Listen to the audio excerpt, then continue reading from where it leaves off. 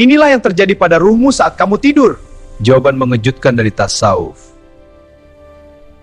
Halo, ini suara jiwa saya ingin bercerita tentang inilah yang terjadi pada ruhmu saat kamu tidur. Jawaban mengejutkan dari tasawuf. Assalamualaikum warahmatullahi wabarakatuh. Tahukah kamu bahwa setiap malam saat kamu tertidur, ruhmu benar-benar meninggalkan tubuhmu? Bagaimana jika tidur yang kamu anggap biasa ternyata adalah latihan kematian? Dan bagaimana jika suatu malam nanti, kamu tidak pernah dibangunkan lagi? Siapkah ruhmu menghadapi perjalanan terakhir yang tak pernah kamu bayangkan sebelumnya? Setiap malam, tanpa kita sadari, kita melakukan sebuah perjalanan paling misterius dalam hidup ini. Kita memejamkan mata, merebahkan tubuh, lalu perlahan dunia menjauh. Dalam pandangan tasawuf, tidur bukan sekadar proses biologis untuk mengistirahatkan tubuh. Ia adalah maut kecil, kematian sementara yang Allah hadirkan setiap hari sebagai pengingat. Para sufi memandang tidur sebagai latihan halus menuju perpisahan besar bernama kematian. Ketika tubuh terbaring lemah dan tak berdaya, sesungguhnya itulah gambaran paling jujur tentang hakikat manusia. Rapuh, bergantung, dan sepenuhnya berada dalam genggaman Sang Pencipta. Al-Quran menyingkap rahasia ini dalam surah Az-Zumar ayat 42. Allah memegang ruh, orang, ketika matinya dan memegang ruh, orang, yang belum mati di waktu tidurnya. Maka dia tahanlah ruh, orang, yang telah dia tetapkan kematiannya dan dia lepaskan ruh yang lain sampai waktu yang ditentukan. Ayat ini bukan sekadar penjelasan teologis, tetapi sebuah peringatan spiritual yang mengguncang. Setiap kali kita tertidur, ruh kita benar-benar berada dalam kekuasaan Allah. Ia bisa saja ditahan untuk selamanya, atau dikembalikan kembali ke jasad ketika fajar menyingsing. Tidak ada jaminan bahwa seseorang yang memejamkan mata malam ini akan membukanya kembali esok hari. Dalam kacamata tasawuf, ketika tidur datang, hubungan ruh dan jasad tidak terputus sepenuhnya, tetapi ia melemah, seperti tali yang dilonggarkan. Ruh berada dalam keadaan yang lebih bebas dari belenggu fisik. Tubuh tetap terbaring di bumi, namun ruh menjalani dimensi yang tak kasat mata. Karena itulah para arifin berkata bahwa tidur adalah cermin kematian. Tubuh tak bergerak, kesadaran duniawi hilang, dan manusia sepenuhnya berada di bawah ketentuan Allah. Jika kematian adalah perpisahan total antara ruh dan jasad, maka tidur adalah bayangan lembutnya. Ironisnya, kita sering menyambut tidur dengan kelalaian. Kita tertidur dalam keadaan marah, tanpa doa, tanpa istighfar, tanpa menyadari bahwa kita sedang dipanggil untuk sementara waktu. Padahal para ulama sufi dahulu mempersiapkan tidur sebagaimana seseorang mempersiapkan kematian. Berwudu, berzikir, memaafkan orang lain, membersihkan hati dari dendam. Mereka sadar bahwa malam bisa menjadi gerbang terakhir. Setiap rebahan adalah kemungkinan perpisahan. Setiap kantuk adalah undangan menuju alam yang lebih sunyi. Bayangkan jika malam ini adalah malam terakhir. Bayangkan jika ruhmu ditahan, sebagaimana firman-Nya. Tidak ada pesan perpisahan, tidak ada kesempatan memperbaiki kesalahan, tidak ada waktu tambahan untuk menebus kelalaian. Kesadaran inilah yang ingin ditanamkan tasawuf, bukan untuk menakut-nakuti, tetapi untuk membangunkan. Karena orang yang sadar bahwa tidurnya adalah maut kecil, akan menjaga hatinya sebelum memejamkan mata. Ia akan memastikan tidak ada kebencian yang ia bawa, tidak ada dosa yang ia sengaja tunda taubatnya. Maka setiap malam sejatinya adalah latihan. Latihan melepaskan dunia. Latihan menyerahkan diri sepenuhnya kepada Allah. Kita pergi tanpa membawa harta, jabatan, atau pujian manusia, yang ikut hanyalah keadaan hati. Tidur mengajarkan kita satu kebenaran yang sering kita lupakan. Kita ini bukan pemilik hidup, kita hanya tamu yang setiap malam diingatkan bahwa ruh kita bisa saja tidak kembali. Dan mungkin, setelah memahami ini, kita tak lagi memandang tidur sebagai kebiasaan biasa, melainkan sebagai pertemuan sunyi antara ruh dan Rabb-Nya. Jika pada bab sebelumnya kita menyadari bahwa tidur adalah maut kecil, maka pertanyaan berikutnya jauh lebih mengguncang. Ketika tubuh terbaring tak berdaya di atas kasur, kemana ruh itu pergi? Tasawuf tidak memandang tidur sebagai kegelapan kosong, melainkan sebagai perpindahan kesadaran.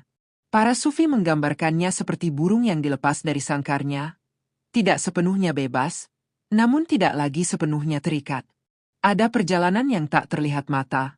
Ada dimensi yang tak dapat disentuh panca indera. Dalam literatur tasawuf, dikenal istilah alam malakut, alam ruhani yang berada di balik lapisan dunia fisik. Saat manusia terjaga, kesadarannya terpenjara oleh tubuh dan realitas materi. Namun saat tidur, tabir itu sedikit disingkap. Ruh bergerak dalam wilayah yang lebih halus. Bukan berarti ia berjalan seperti jasad, melainkan berpindah dalam bentuk kesadaran yang tak terikat ruang dan waktu sebagaimana kita memahaminya. Karena itu, mimpi bisa menghadirkan tempat jauh dalam sekejap, menghadirkan masa lalu dan masa depan dalam satu fragmen waktu. Sebagian ulama menjelaskan bahwa ruh ketika tidur tetap memiliki keterhubungan dengan jasad melalui izin Allah, seperti cahaya yang masih tersambung pada sumbernya. Jika Allah menghendaki ruh itu kembali, maka seseorang terbangun. Jika tidak, maka terjadilah kematian yang sesungguhnya. Inilah makna halus dari ayat yang telah disebutkan sebelumnya, bahwa Allah menahan dan melepaskan ruh sesuai ketetapannya. Tidur menjadi bukti nyata bahwa kendali hidup bukan di tangan manusia. Menariknya, tidak semua ruh mengalami perjalanan yang sama. Dalam pandangan tasawuf, kualitas perjalanan ruh bergantung pada kebersihan hati pemiliknya. Ruh orang yang hatinya penuh zikir dan ketenangan akan lebih ringan, lebih mudah menerima limpahan cahaya. Sementara ruh yang dipenuhi kegelisahan, iri, dan dosa akan bergerak dalam kegelapan batin yang ia ciptakan sendiri. Seperti radio yang menangkap frekuensi tertentu, ruh akan terhubung dengan dimensi yang sesuai dengan keadaannya. Inilah sebabnya ada mimpi yang terasa begitu nyata, jernih, bahkan membekas hingga bertahun-tahun. Dan ada pula mimpi yang kacau, menakutkan, atau sekadar serpihan pikiran. Tasawuf memandang mimpi bukan sekadar bunga tidur, tetapi sebagai pantulan kondisi ruh. Ketika tabir dunia fisik tersingkap, yang berbicara adalah alam batin. Apa yang kita simpan di siang hari, niat, luka, harapan, dosa, semuanya bisa menjelma simbol di malam hari. Lebih jauh lagi, para arifin menyebut bahwa dalam tidur, ruh bisa saling bertemu dalam wilayah yang tidak kita pahami secara fisik.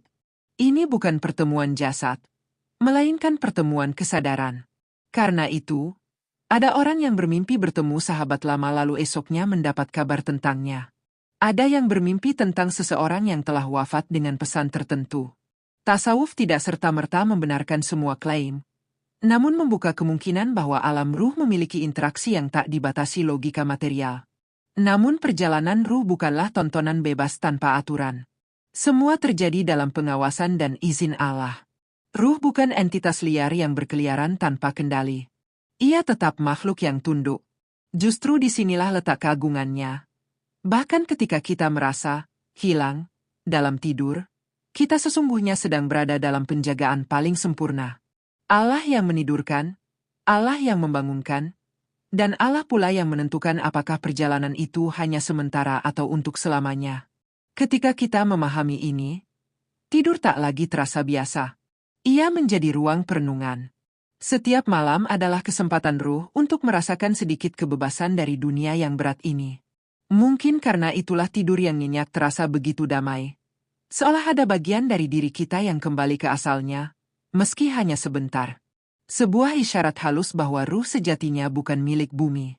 Bayangkan jika setiap kali hendak tidur, kita menyadari bahwa ruh kita akan dipanggil untuk sementara. Bukankah kita akan lebih berhati-hati dengan apa yang kita bawa ke dalam malam? Bukankah kita akan memilih berdamai daripada memendam amarah? Karena yang melakukan perjalanan itu bukan tubuh kita, melainkan inti diri kita yang paling hakiki. Dan disinilah bab ini menegaskan satu kenyataan yang jarang disadari. Setiap malam kita sebenarnya sedang menapaki batas antara dua alam. Kita pergi, lalu kembali. Pergi, lalu kembali. Hingga suatu malam, mungkin, kita pergi dan tak kembali lagi. Maka pertanyaannya bukan hanya, kemana ruh pergi saat tidur? Tetapi sudah siapkah ia jika suatu saat perjalanan itu menjadi perjalanan terakhir? Setelah kita memahami bahwa ruh melakukan perjalanan saat tidur, maka kini kita memasuki gerbang yang paling sering disalahpahami, mimpi. Apa sebenarnya mimpi itu? Apakah sekadar bunga tidur hasil kelelahan pikiran? Ataukah jendela kecil menuju alam yang tak kasat mata? Tasawuf memandang mimpi sebagai pantulan dari perjalanan ruh, sebuah bahasa simbol yang tidak selalu bisa diterjemahkan dengan logika biasa. Karena ketika jasad terdiam, ruhlah yang berbicara. Dalam ajaran Islam dikenal 3 jenis mimpi. Pertama, ruya syalihah, mimpi yang benar, datang dari Allah sebagai kabar gembira atau peringatan lembut. Kedua, mimpi dari setan, yang menakutkan, membuat gelisah, atau menanamkan keputusasaan. Ketiga, mimpi yang berasal dari pikiran sendiri, sisa-sisa memori, kecemasan, dan keinginan yang belum selesai di siang hari. Namun tasawuf tidak berhenti pada klasifikasi. Ia menggali lebih dalam. Mengapa ruh menerima gambaran itu? Apa kondisi batin yang membuat seseorang lebih mudah menerima cahaya atau justru bayangan gelap? Para sufi menggambarkan hati manusia seperti cermin. Jika cermin itu bersih, ia mampu memantulkan cahaya dengan jernih. Namun jika tertutup debu dosa, pantulannya menjadi kabur. Begitu pula mimpi. Ruh yang bersih lebih mudah menerima isyarat yang benar, sementara ruh yang penuh kegelisahan akan memproyeksikan kekacauan batinnya sendiri. Maka mimpi bukan hanya tentang apa yang terlihat, tetapi tentang siapa yang melihat. Pernahkah kita bermimpi sesuatu yang terasa begitu nyata hingga ketika terbangun, jantung masih berdegup kencang? Atau mimpi yang terasa damai, seolah membawa ketenangan yang sulit dijelaskan? Dalam tasawuf, rasa yang tertinggal setelah mimpi seringkali lebih penting daripada gambarnya. Karena ruh tidak berbicara dengan bahasa kata, melainkan dengan getaran makna. Damai, takut, rindu, harap, semua adalah jejak perjalanan itu. Namun disinilah manusia sering terjebak. Tidak semua mimpi adalah pesan langit. Ada mimpi yang hanyalah serpihan keinginan. Ada pula mimpi yang merupakan gangguan agar hati menjadi resah. Karena itu, para ulama mengingatkan untuk tidak gegabah menafsirkan mimpi tanpa ilmu. Tasawuf mengajarkan kehati-hatian. Jika mimpi itu baik, bersyukurlah dan simpan dalam doa. Jika buruk, berlindunglah kepada Allah dan jangan disebarluaskan. Karena tidak semua yang terlihat di malam hari layak dibawa ke siang hari. Menariknya, mimpi seringkali menghadirkan simbol, bukan realitas literal. Air bisa berarti ilmu, perjalanan bisa berarti perubahan hidup, cahaya bisa berarti petunjuk. Ruh memahami simbol lebih baik daripada akal sadar kita. Itulah sebabnya mimpi para nabi dan orang saleh sering penuh isyarat yang dalam. Alam ruh tidak berbicara dengan kalimat panjang, ia berbicara dengan gambaran yang harus direnungi. Dalam perjalanan ruh setiap malam, mimpi menjadi layar tempat pengalaman itu diproyeksikan. Tetapi layar ini dipengaruhi oleh kondisi batin kita sendiri. Jika siang kita penuh maksiat, malam kita bisa dipenuhi kegelisahan. Jika siang kita dihiasi zikir dan doa, malam bisa menjadi ruang ketenangan.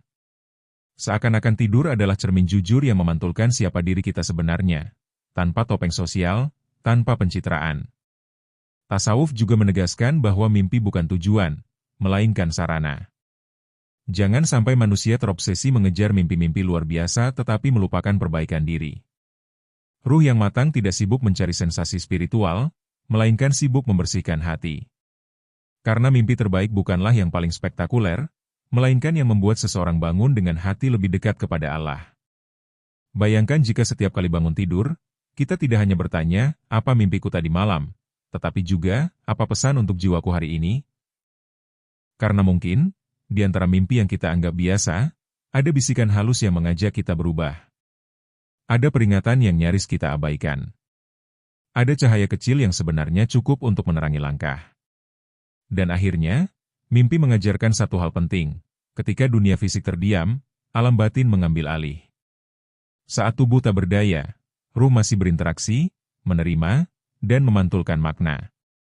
Maka pertanyaannya bukan lagi apakah mimpi itu nyata atau tidak, melainkan seberapa siap hati kita menerima kebenaran yang dibawa oleh malam. Setelah memahami bahwa mimpi adalah bahasa ruh dan bukan sekadar permainan pikiran, kita tiba pada pertanyaan yang lebih dalam dan sering membuat bulu kuduk merinding. Bagaimana mungkin seseorang bermimpi bertemu dengan orang yang telah wafat? Apakah itu hanya kenangan yang muncul kembali?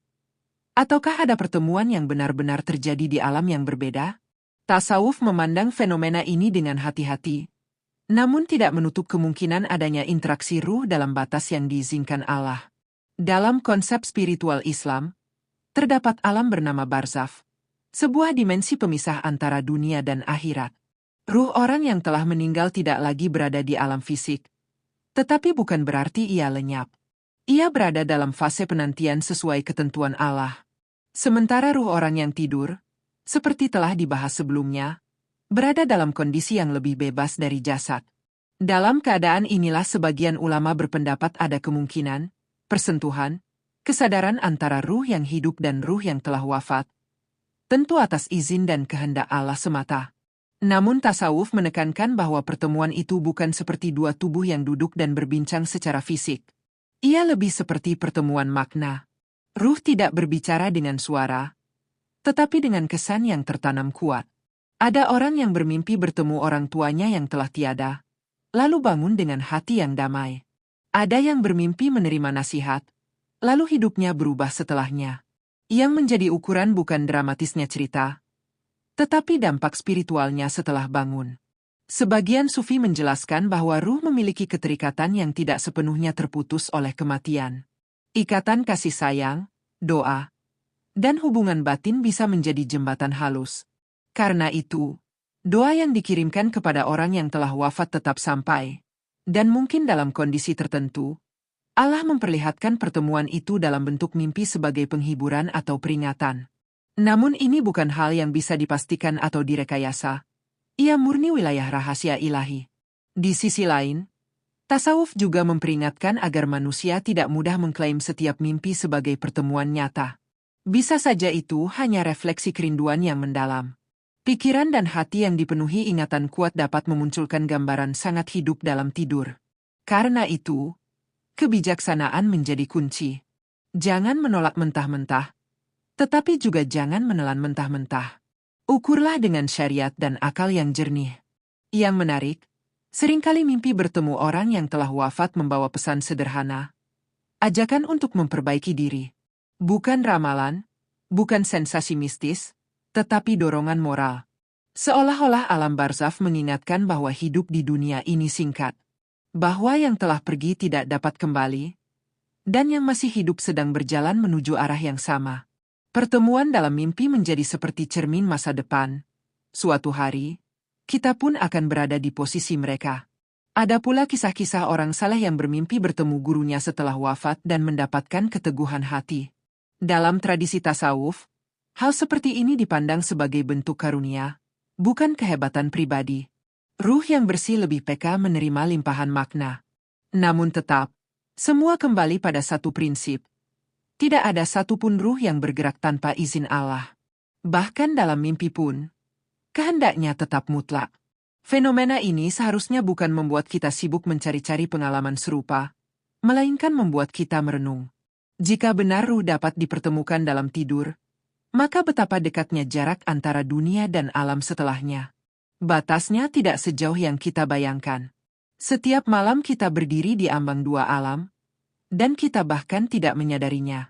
Bayangkan jika suatu malam kita bermimpi bertemu seseorang yang telah lama tiada, dan ia hanya berkata, "Manfaatkan waktumu." Bukankah itu cukup untuk mengguncang kesadaran? Karena mimpi semacam itu bukan sekadar nostalgia, melainkan pengingat bahwa kehidupan ini sementara. Yang sudah pergi tidak bisa kembali memperbaiki amalnya, sementara kita yang masih diberi napas memiliki kesempatan yang belum tentu panjang. Mengajak kita melihat kematian bukan sebagai jurang yang menakutkan, tetapi sebagai kelanjutan perjalanan ruh.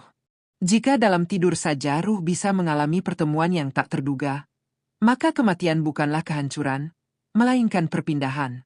Dan mungkin, setiap mimpi tentang mereka yang telah wafat adalah bisikan lembut agar kita bersiap. Karena suatu saat, ruh kitalah yang akan menetap di alam itu, menunggu giliran untuk dikenang dalam doa. Setelah kita menyelami kemungkinan pertemuan ruh dalam mimpi, kini kita dihadapkan pada pertanyaan yang lebih tajam dan personal. Apakah semua ruh mengalami perjalanan yang sama saat tidur? Tasawuf menjawab dengan lembut namun tegas, tidak. Perjalanan ruh dipengaruhi oleh keadaan hati pemiliknya. Tidur memang, maut kecil, bagi semua orang. Tetapi kualitas perjalanan di dalamnya berbeda, sebagaimana kualitas hidup yang dijalani saat terjaga. Ruh orang beriman, menurut para sufi, ibarat burung yang telah dilatih terbang. Ia mengenal arah pulang. Hatinya yang terbiasa dengan zikir membuatnya ringan saat melepaskan diri dari tubuh. Ketika malam datang, ia tidak gelisah. Ada ketenangan yang menyelimuti, seolah ruh itu tahu bahwa ia sedang kembali sejenak ke suasana yang lebih dekat dengan asalnya. Itulah sebabnya sebagian orang bangun tidur dengan hati lapang, meski hidupnya penuh ujian. Sebaliknya, ruh orang yang lalai sering digambarkan seperti burung yang sayapnya basah oleh lumpur. Ia tetap pergi saat tidur, tetapi dalam keadaan berat. Hatinya yang dipenuhi iri, amarah, dan maksiat menciptakan kegelapan batin yang terbawa hingga malam. Maka tidurnya gelisah, mimpinya kacau, bangunnya pun terasa lelah meski tubuh sudah beristirahat.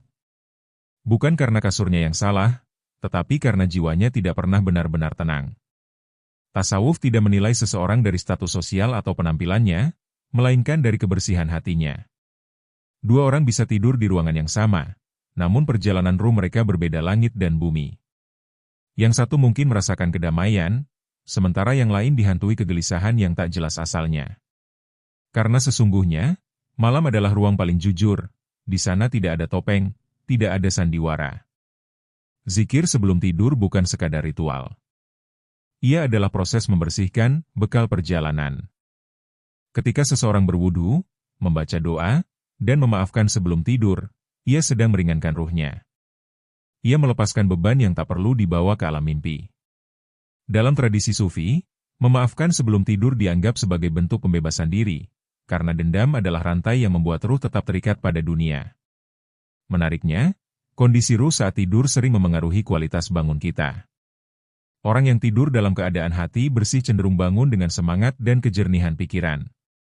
Sebaliknya, hati yang keruh membawa sisa-sisa kegelapan ke pagi hari.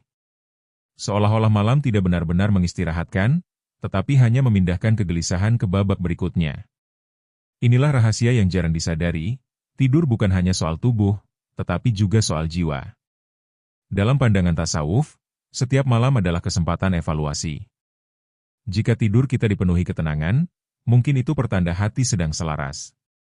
Jika tidur terasa berat dan mimpi penuh keresahan, mungkin ada sesuatu yang perlu dibereskan dalam diri. Bukan untuk menuduh diri berlebihan, tetapi untuk merenung dengan jujur. Karena ruh selalu memberi sinyal, hanya saja kita jarang mau mendengarnya. Perbedaan antara ruh yang beriman dan ruh yang lalai bukan soal kesempurnaan, tetapi soal arah. Ruh yang beriman mungkin masih tergelincir dalam dosa, tetapi ia selalu kembali. Ia sadar bahwa dunia bukan tujuan akhir. Sementara ruh yang lalai terlalu nyaman dalam gemerlap sementara, hingga lupa bahwa setiap malam ia sedang berlatih meninggalkan semuanya. Bayangkan jika setiap hendak tidur kita bertanya pada diri sendiri, dalam keadaan seperti apa ruhku akan pergi malam ini? Berat atau ringan? Penuh cahaya atau tertutup kabut?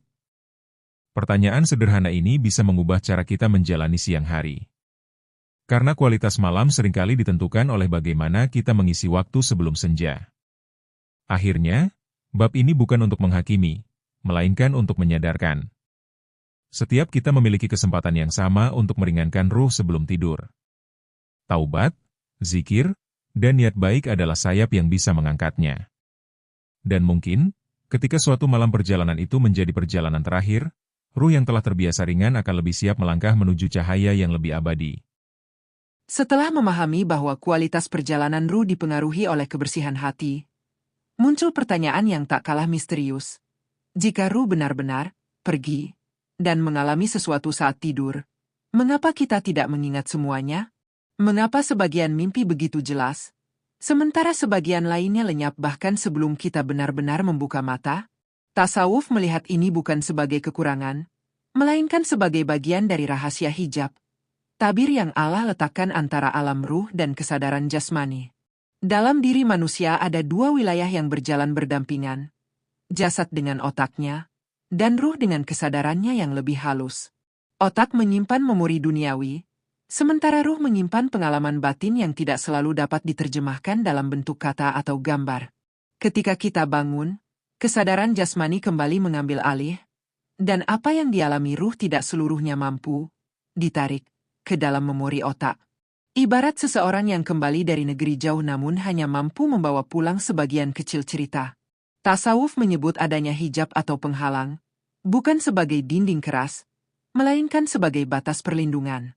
Jika seluruh pengalaman ruh saat tidur dibuka secara penuh, bisa jadi manusia tak akan mampu menanggungnya. Tidak semua dimensi rohani bisa dipahami oleh akal yang terikat ruang dan waktu. Maka Allah menyisakan hanya potongan-potongan yang sesuai dengan kesiapan hati kita. Itulah sebabnya kadang kita terbangun dengan perasaan tertentu tanpa tahu sebabnya. Hati terasa damai, atau justru berat, padahal mimpi yang kita ingat samar-samar. Perasaan itu bisa jadi jejak perjalanan ruh yang tidak sepenuhnya tersimpan dalam memori sadar. Ruh mengingat, tetapi otak tidak mampu menerjemahkan semuanya. Yang tertinggal hanyalah nuansa. Menariknya, semakin bersih hati seseorang, semakin jernih pula ingatan mimpinya, bukan dalam arti kuantitas, tetapi kualitas. Bukan berarti ia mengingat semua detail, melainkan mampu menangkap makna.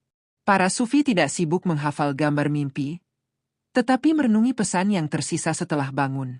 Karena dalam tasawuf, yang penting bukan apa yang dilihat, melainkan apa yang diubah setelahnya. Ada pula hikmah besar di balik lupa. Lupa adalah bentuk kasih sayang. Bayangkan jika setiap malam kita mengingat seluruh detail perjalanan ruh. Setiap simbol, setiap pertemuan, setiap getaran batin. Hidup bisa menjadi berat dan membingungkan. Dunia nyata akan bercampur dengan dunia mimpi tanpa batas yang jelas. Maka lupa menjadi penyeimbang, agar manusia tetap fokus menjalani perannya di bumi. Dalam ilmu tasawuf, disebutkan bahwa kesadaran manusia memiliki lapisan. Saat terjaga, lapisan terluar yang dominan. Saat tidur, lapisan yang lebih dalam aktif. Namun ketika bangun, lapisan luar kembali menutup yang dalam. Proses ini bukan kebetulan, melainkan sistem ilahi yang menjaga keseimbangan antara dunia dan akhirat. Kita diberi secukupnya, tidak lebih dan tidak kurang. Namun meski kita tidak mengingat semuanya, bukan berarti tidak ada dampaknya. Perjalanan ruh tetap meninggalkan bekas pada karakter dan kondisi jiwa. Kadang seseorang bangun dengan tekad baru tanpa tahu dari mana datangnya. Kadang muncul kesadaran mendalam yang sulit dijelaskan logika. Bisa jadi itu adalah hasil dialog sunyi ruh dengan dimensi yang tak terlihat. Ketidaktahuan kita bukan tanda kehampaan, melainkan bukti bahwa ada rahasia yang dijaga. Tidak semua pintu dibuka sekaligus. Tidak semua cahaya diturunkan dalam satu malam. Ruh diberi pengalaman sesuai kadar kesiapan kita. Dan sebagian besar disimpan sebagai misteri agar kita tetap rendah hati. Maka mungkin yang perlu kita tanyakan bukan, mengapa aku tidak ingat semuanya? Melainkan, apakah aku sudah cukup bersih untuk menerima lebih banyak cahaya? Karena bisa jadi, bukan alam ruh yang tertutup, melainkan hati kita yang belum sepenuhnya terbuka. Setelah kita memahami bahwa tidak semua pengalaman ruh saat tidur dapat kita ingat karena adanya hijab ilahi, kini kita sampai pada bagian yang paling praktis sekaligus paling sering diabaikan.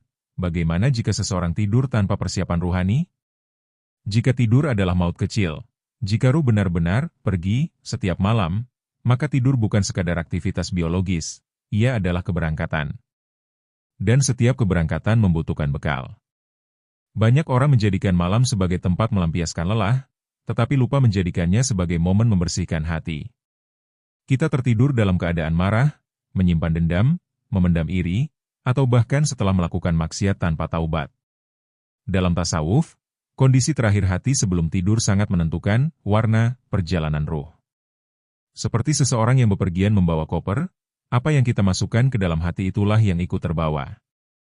Tidur dalam keadaan hati kotor bukan berarti pasti terjadi sesuatu yang mistis atau menyeramkan. Bahayanya justru lebih halus, ruh menjadi semakin berat, semakin jauh dari cahaya. Kegelapan batin yang tidak dibereskan di siang hari akan ikut mengendap di malam hari. Dan jika itu terus berulang, hati menjadi tumpul. Tidak lagi peka terhadap nasihat. Tidak lagi tersentuh oleh peringatan. Para ulama tasawuf mengajarkan adab sebelum tidur bukan sebagai formalitas, melainkan sebagai perlindungan. Wudhu sebelum tidur bukan hanya membersihkan tubuh, tetapi simbol membersihkan diri dari dosa yang melekat sepanjang hari. Membaca doa sebelum tidur bukan sekadar tradisi, tetapi pernyataan penyerahan. Ya Allah, jika Engkau menahan ruhku malam ini, ampunilah aku. Kalimat ini bukan teori, ia adalah pengakuan bahwa setiap malam bisa menjadi yang terakhir. Bayangkan seseorang tidur dalam keadaan memusuhi saudaranya, belum meminta maaf, belum memaafkan. Jika ruhnya benar-benar ditahan malam itu, ia pergi membawa beban yang belum selesai. Tasawuf sangat menekankan pentingnya memaafkan sebelum tidur, karena dendam adalah rantai yang mengikat ruh pada dunia. Memaafkan bukan hanya membebaskan orang lain, tetapi membebaskan diri sendiri. Lebih dari itu, tidur tanpa zikir membuat hati tetap terhubung pada kegaduhan dunia. Padahal malam adalah waktu paling sunyi untuk kembali kepada Allah. Bahkan beberapa menit sebelum memejamkan mata, istighfar yang tulus, shalawat yang lembut, atau sekadar menyebut namanya dengan hati sadar, dapat mengubah kualitas perjalanan ruh. Seolah kita menyalakan lentera kecil sebelum memasuki lorong gelap. Bahaya terbesar bukan pada mimpi buruk, melainkan pada kebiasaan lalai. Ketika seseorang terus-menerus tidur tanpa refleksi, tanpa taubat, tanpa niat memperbaiki diri, ia perlahan kehilangan kesadaran bahwa hidup ini sementara. Tidur menjadi rutinitas kosong, bukan lagi pengingat kematian. Padahal setiap malam adalah latihan perpisahan. Tasawuf tidak mengajarkan ketakutan berlebihan, tetapi kesadaran mendalam. Tidur seharusnya menjadi momen evaluasi harian. Apa yang telah aku lakukan hari ini? Siapa yang aku sakiti? Dosa apa yang belum aku sesali? Pertanyaan-pertanyaan ini menjadikan malam sebagai ruang muhasabah, bukan sekadar jeda fisik. Menariknya, orang yang terbiasa mempersiapkan diri sebelum tidur sering merasakan perubahan dalam hidupnya.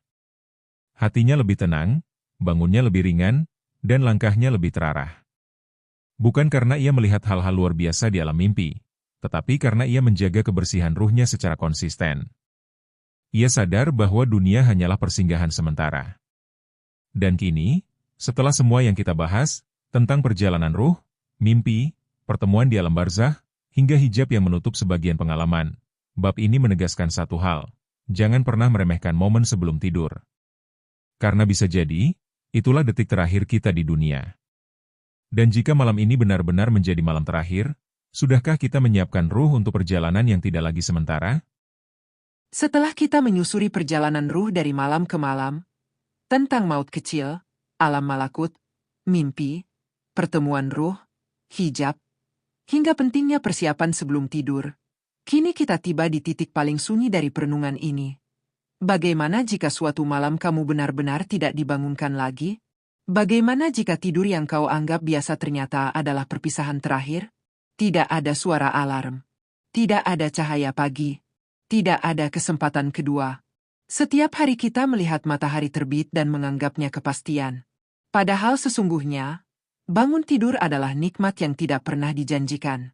Betapa banyak orang yang malamnya masih berbincang, masih merencanakan esok hari, namun fajar datang tanpa membangunkan mereka. Ruh mereka ditahan, sebagaimana firman Allah. Dan tubuh yang terbaring itu menjadi saksi bahwa maut kecil telah berubah menjadi maut yang sebenarnya. Tasawuf mengajarkan agar kita membayangkan kemungkinan ini bukan untuk menakut-nakuti diri, tetapi untuk membersihkan niat hidup. Jika malam ini adalah yang terakhir, apakah hati kita siap? Apakah masih ada hak orang lain yang belum kita kembalikan? Apakah masih ada maaf yang belum kita ucapkan? Pertanyaan-pertanyaan ini bukan untuk membuat cemas, melainkan untuk membuat sadar. Bayangkan jika ruhmu malam ini dipanggil tanpa pemberitahuan. Dunia yang selama ini kau kejar, harta, popularitas, pujian manusia, tidak ada satupun yang ikut bersamamu. Yang tersisa hanyalah amal, doa, dan keadaan hati. Tidur mengajarkan ini setiap hari, tetapi kita sering menolaknya dengan kesibukan. Kita terlalu yakin akan esok, seakan-akan umur adalah milik kita. Dalam perjalanan panjang pembahasan ini, kita telah belajar bahwa ruh tidak pernah benar-benar diam. Ia pergi dan kembali, hingga suatu saat ia pergi tanpa kembali. Maka tidur seharusnya menjadi momen latihan melepaskan dunia dengan tenang. Orang yang setiap malam menyerahkan dirinya kepada Allah dengan ikhlas, tidak akan terlalu panik menghadapi kematian. Karena ia telah berlatih berkali-kali. Kematian bukanlah kehancuran ruh, melainkan perpindahan. Jika saat tidur saja ruh bisa menjelajah alam yang tak terlihat, maka kematian adalah perjalanan yang lebih luas. Pertanyaannya bukan apakah kita akan mati, karena itu pasti. Pertanyaannya adalah dalam keadaan seperti apa ruh kita akan berangkat? Ringan atau berat? Bercahaya atau tertutup kabut? Setiap malam sebenarnya adalah pesan rahasia dari Allah. Suatu hari aku akan memanggilmu sungguhan. Tetapi karena panggilan itu datang dalam bentuk tidur yang sementara, kita tidak merasakannya sebagai ancaman. Padahal di balik kenyamanan kasur dan gelapnya kamar, ada kemungkinan takdir sedang ditulis. Namun ada kabar yang menenangkan dalam tasawuf. Allah Maha Pengasih. Dia memberi kita kesempatan berlatih setiap hari. Selama kita masih dibangunkan di pagi hari, itu berarti masih ada waktu memperbaiki diri. Masih ada kesempatan menebus kesalahan. Masih ada peluang menjadikan malam berikutnya lebih bersih dari malam sebelumnya. Maka jangan tunggu hingga maut besar datang untuk menyesal. Jadikan setiap tidur sebagai latihan pulang. Tidur dengan hati yang sudah memaafkan. Tidur dengan lisan yang sudah berzikir. Tidur dengan jiwa yang sudah berserah. Karena jika suatu malam perjalanan itu menjadi perjalanan terakhir, setidaknya kita telah berangkat dalam keadaan siap. Dan mungkin, setelah memahami semua ini, kita tak lagi memandang tidur sebagai rutinitas biasa. Ia adalah pengingat paling lembut tentang kefanaan. Ia adalah simulasi harian menuju keabadian. Setiap malam kita pergi dari dunia, dan suatu malam nanti, kita benar-benar tidak kembali. Pertanyaannya kini sederhana namun dalam. Jika malam ini adalah malam terakhirmu, sudahkah ruhmu siap bertemu dengannya? Setelah semua perjalanan ini, tentang maut kecil, perjalanan ruh, mimpi, pertemuan di alam barzah, hingga kemungkinan tak terbangun lagi, kita mungkin mulai melihat malam dengan cara yang berbeda. Namun pertanyaan paling penting bukan lagi tentang teori ruh, melainkan tentang keputusan. Apa yang akan kamu lakukan malam ini setelah mengetahui semua ini? Pengetahuan tanpa perubahan hanyalah wacana. Tasawuf tidak berhenti pada pemahaman, tetapi menuntut transformasi. Jika benar setiap tidur adalah latihan kematian, maka malam ini adalah kesempatan latihan yang nyata. Bukan besok. Bukan minggu depan. Malam ini. Karena tidak ada satupun dari kita yang diberi jaminan umur panjang. Coba bayangkan suasana kamarmu nanti malam. Lampu dipadamkan. Suara mulai sunyi. Ponsel diletakkan. Dalam kesunyian itu, hanya ada kamu dan Allah. Tidak ada penonton. Tidak ada komentar. Tidak ada pencitraan. Inilah momen paling jujur dalam hidup manusia, detik sebelum ruh dilepaskan sementara dari tubuhnya. Malam ini bisa jadi berbeda jika sebelum tidur kamu benar-benar berhenti sejenak. Mengingat kesalahan hari ini. Mengakui kelalaian. Mengucapkan istighfar bukan sekadar di lisan, tetapi dari kedalaman hati. Tidak perlu panjang, tidak perlu dramatis. Cukup tulus. Karena ruh lebih peka terhadap ketulusan dibandingkan ribuan kata kosong. Bayangkan jika setiap malam kamu memaafkan semua orang sebelum tidur. Betapa ringan beban jiwamu. Bayangkan jika setiap malam kamu memohon agar Allah mengambil ruhmu dalam keadaan husnul hatimah. Bukankah itu membuat tidur terasa lebih damai? Bukan karena kamu tidak takut mati, tetapi karena kamu siap jika itu terjadi. Selama ini kita mungkin lebih sibuk menyiapkan esok hari, menyusun agenda, menyiapkan pakaian, merencanakan pekerjaan. Tapi jarang sekali kita menyiapkan ruh untuk kemungkinan tidak adanya esok. Padahal tasawuf mengajarkan keseimbangan, bekerja untuk dunia, tetapi sadar akan akhirat. Malam yang berbeda bukan berarti harus penuh tangis dan ketakutan. Ia bisa sederhana. 2 rakaat sebelum tidur. 1 doa yang sungguh-sungguh. 1 keputusan untuk tidak menyimpan dendam lagi. Hal-hal kecil inilah yang perlahan mengubah kualitas perjalanan ruh. Karena pada akhirnya, ruh tidak menilai seberapa lama kita hidup, tetapi bagaimana keadaan kita saat kembali. Dan setiap tidur adalah simulasi kecil dari kepulangan itu. Jika latihan kita baik, maka hari kelulusan tidak akan terlalu mengejutkan. Mungkin selama ini kita takut membahas kematian karena terasa jauh dan menyeramkan. Namun setelah memahami rahasia tidur, kematian menjadi terasa lebih dekat, dan justru lebih masuk akal. Kita sudah mengalaminya dalam bentuk kecil setiap malam. Kita hanya belum menyadarinya. Jadi malam ini, sebelum kamu memejamkan mata, ingatlah satu hal, bisa jadi ini hanya tidur biasa, atau bisa jadi ini adalah panggilan pulang. Dan jika itu benar-benar terjadi, semoga ruhmu berangkat dalam keadaan paling bersih yang pernah ia miliki. Kita telah berbicara tentang tidur sebagai maut kecil, tentang perjalanan ruh, mimpi, pertemuan di alam tak terlihat, hingga kemungkinan tak terbangun lagi. Namun kini kita berdiri di tepi pertanyaan terbesar. Seperti apa detik ketika ruh benar-benar tidak kembali ke tubuh? Jika setiap malam adalah latihan, maka suatu saat latihan itu berubah menjadi kenyataan.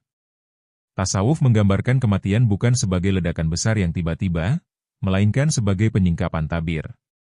Apa yang selama ini samar dalam tidur akan menjadi nyata. Jika saat tidur ruh hanya dilepas sementara, maka saat kematian ia dilepas sepenuhnya. Tidak ada lagi alarm yang membangunkan. Tidak ada lagi kesempatan memperbaiki sebelum fajar. Bayangkan momen itu. Tubuh terbaring seperti orang tidur. Mata terpejam. Orang-orang mengira kita sedang istirahat. Padahal ruh sedang menjalani transisi paling besar dalam eksistensinya. Seluruh kehidupan dunia, dengan segala ambisinya, menyusut menjadi kenangan yang tak bisa disentuh lagi. Dalam banyak riwayat, disebutkan bahwa ruh orang beriman keluar dengan lembut, seperti tetesan air yang mengalir dari bejana. Sedangkan ruh yang berat dan penuh kegelapan mengalami kesulitan. Tasawuf menekankan bahwa keadaan itu bukan hasil satu malam, tetapi akumulasi dari seluruh malam yang pernah kita jalani. Setiap tidur adalah latihan kelembutan atau latihan kekerasan. Apa yang kita biasakan sebelum tidur, zikir atau kelalaian, taubat atau penundaan, perlahan membentuk karakter ruh. Ia menjadi ringan karena sering berserah, atau menjadi berat karena terlalu melekat pada dunia. Dan ketika saat itu tiba, ruh hanya kembali sesuai dengan kebiasaannya. Detik kepulangan ruh bukanlah awal dari sesuatu yang asing. Ia hanyalah kelanjutan dari pola hidup yang sudah dibangun. Jika selama ini hati kita sering pulang kepada Allah dalam zikir, maka kepulangan terakhir tidak terasa asing. Namun jika hati jarang mengingatnya, maka transisi itu terasa mengejutkan dan berat. Yang menggetarkan adalah kenyataan bahwa momen itu bisa datang kapan saja, di usia tua atau muda, dalam sehat atau sakit, bahkan dalam tidur yang tampak biasa. Tidak ada notifikasi sebelumnya. Tidak ada hitungan mundur yang bisa kita lihat. Dunia berjalan seperti biasa, sementara satu ruh sedang menyelesaikan bab terakhirnya. Namun tasawuf tidak mengajak kita hidup dalam ketakutan. Justru sebaliknya, ia mengajak hidup dalam kesiapan. Orang yang siap tidak panik menghadapi kepulangan. Ia tahu bahwa dunia hanyalah persinggahan. Ia telah melatih dirinya setiap malam untuk melepaskan. Jika kita merenungkan seluruh pembahasan ini, maka jelas bahwa tidur bukan sekadar kebutuhan biologis. Ia adalah pesan harian dari Allah, suatu hari, aku akan memanggilmu sepenuhnya. Dan setiap pagi ketika kita dibangunkan, itu adalah kesempatan tambahan yang luar biasa mahal.